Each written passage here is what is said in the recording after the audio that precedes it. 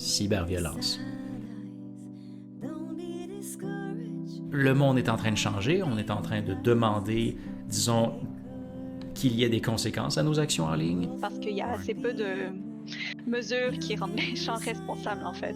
Puis je remarque que ça affecte beaucoup plus de gens que je pensais. J'avais pas remarqué qu'il y en avait autant dans mon entourage qui en avaient vécu. Puis je pense que c'est important d'aller chercher des ressources appropriées, vraiment, vraiment. Peut-être qu'ils vont voir leur streamer préféré faire du contenu à propos de ça. Peut-être qu'on va, allumer des petites cloches.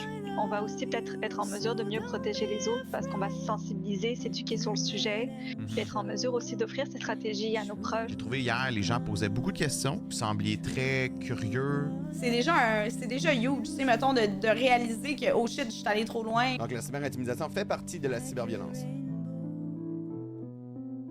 Mais c'est un jeu vraiment au niveau d'empathie, tu sais, c'est non-violent. La cyberviolence est un enjeu réel qui ne finit pas de finir, hein, comme on dit. Ça peut mener à du harcèlement criminel, ça peut mener à de la diffamation, de l'extorsion, du voyeurisme. Il y a des gens qui ne savent pas non plus comment se comporter.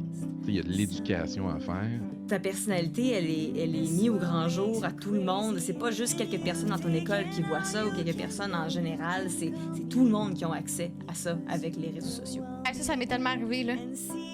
Un monde sans cyberviolence, c'est un monde où on va pouvoir mieux communiquer avec plus d'intelligence émotionnelle.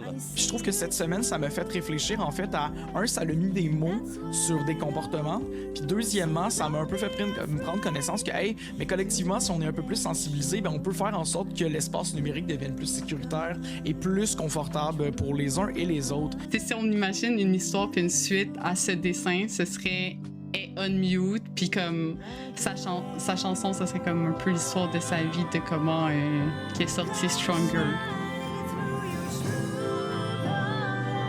Je comprends, ça vient chercher, là. Oui. Vous avez le droit. Envoyer de l'amour. Il faut se dire que l'anxiété, c'est quelque chose que chacun, un peu comme la tristesse, comme Audrey nous le dit, c'est tout le monde, on va le vivre d'une façon différente. Ça, c'est Calicea, tout va bien. Puis ça, c'est Calicea quand elle arrive chez elle.